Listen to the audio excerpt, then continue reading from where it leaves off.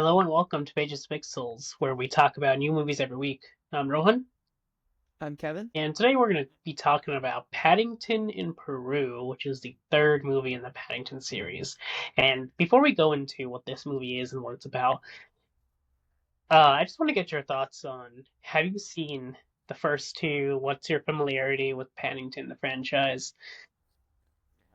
So yeah, like I saw the first and second one about a year or two ago, and I really enjoyed both of them. I think that I have a hot take maybe that I like the first movie just a little bit more than the second one. I know that a lot of Yeah, people like I the think second I do one too. more. Yeah, Two is it's great. got that really good like homely like feeling to it that I think I don't know. It felt like watching like an instant classic, like an instant Yeah, family classic. yeah, I agree. I mean, I think both of them are really, really, really great movies. I do prefer the first one. We are definitely that is not the popular opinion though. I mean, Paddington 2 was the number one movie in Rotten Tomatoes history for a couple of years until I think one film critic came in and got rid of that 100% score. Yeah. Like why even do that? Why I take know. something so pure? It's like going to like Australia and then like breaking off like one of the coral reefs because you just wanted it. So rude. I know. It's just um, I don't get it.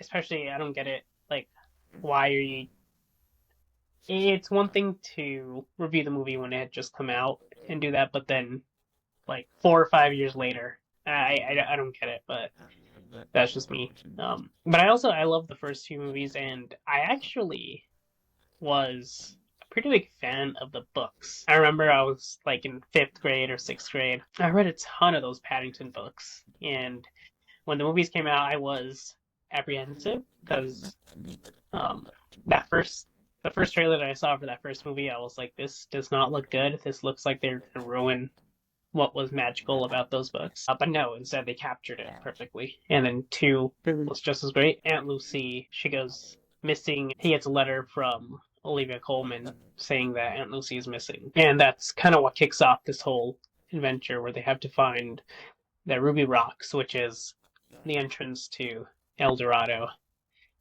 Um, what did you think of this movie? I mean, let's start with the positives. What did you like about this movie? Mhm. But not diving into spoilers, I think that this movie is pretty good. I really enjoyed I always enjoy Paddington himself as a character. Just a really delightful Yeah, um like to watch. I also think that Ben Whishaw always does a really good voice for his him. voice is perfect. Mhm. It felt exactly like watching the other two, and I think the character work is probably the strongest aspect of Paddington movies. Like they always manage to they know where to take these like I'm gonna say mostly British actors. I think they are all British actors and Hmm. like really give them the best like version of the character that they're trying to make. I'm not too familiar with the books or how they've adapted like certain characters or if this is like a storyline that they just completely made up, but they feel like they fit within the universe of Paddington really well. Yeah, I agree. I know I mentioned I read the books, but it was such a long time ago that I don't remember the details. Unfortunately, I just remember stories about Little Bear getting into, and they were funny, they were heartfelt, which is kind of what the movies accomplish. Just like you, I mean, I love Ben Whishaw as Mhm. Paddington. It's one of my favorite like voice performances, and all the characters are great. I think there's an element of like silliness almost or campiness, and I think all the actors know the right notes to hit.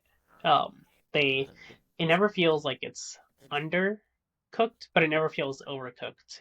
You don't get Jim Carrey as Doctor in where it just feels like, oh my god, come on, this is it just the I think a lot of that is world building. I think the world works very well where in a world like this is just how the characters speak.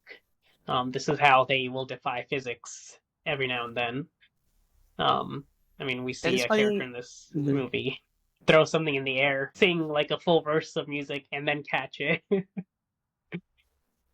And it's funny you mentioned like Sonic the Hedgehog because like Paddington is a series that I think is pretty successful. And I would say like even with this movie, even though I will say I don't like it as much as the first two, I still think all three are really like successful at capturing what they want. And Yeah, I think it's interesting how successful it is compared to other projects where they've had like CGI animal character and human bonds with human characters. I think uh I'm trying to think of some off the top of my head. Hawk was a really bad one. Um the Smurfs I thought was uh, yeah, awful. And I'm not looking forward to the new one either. That trailer played before this with influencer it did. Smurfs. Yeah. Those memes, they're really stupid. Um Um, I Yeah, think, I think, why do you think Paddington works and those movies just don't? yeah. So first of all, I think the visual effects. Uh, I think Paddington looks like a real bear. There is like a level of detail there, so it doesn't really look like a cartoon. Um, and Yeah, I then agree. um, there's a bit of a, I like to call it heart versus snark, where some of these movies they get very snarky. They like to reference modern day pop culture and memes, and not to say that you can't ever do that in filmmaking, Hmm. but it sometimes does break that illusion where it feels like with the audience where you're no longer in this world where everyone accepts that this is happening. Um, where which in Paddington they don't really do that. Um, so you feel like you feel just immersed in that world where yes, this is a world where they have talking bears and everyone acknowledges it. It's just a part of that world versus in and I'm gonna go back to Sonic when Eggman is flossing. Um, it really feels like they're doing a little wink and nod to the audience. I think speaking on the snark, I think it's also a level of maturity. Like Hmm. Paddington is just a movie that I mean, okay, I think Sonic is a movie that kids will enjoy and adults will not. But Paddington is a movie that I think adults and kids will both enjoy. Hmm. I will say when I went to see it in the theater though, there was a family with a little girl who walked out and never came back, and I don't know why Oh, they did that. It could have been something unrelated, but maybe maybe that contradicts my feeling. But I just think that the Paddington series as a whole is more mature. I mean, he's in prison in the second movie. yeah. There's a whole lot more um to it than just slapstick comedy, which I will say, if I had to knock this movie on something, I think that this movie has more slapstick than the others do. Or at least the slapstick doesn't feel as funny. It's mostly Yeah. just like Paddington slides and falls into something. Like that's kind of that kind of feels like it takes away time from other moments. I agree. I think the reason, at least for me, why the quote unquote slapstick doesn't work as much in this movie is because this movie it takes place in Peru where he's from, and kind of the natural habitat of a bear to be in a jungle.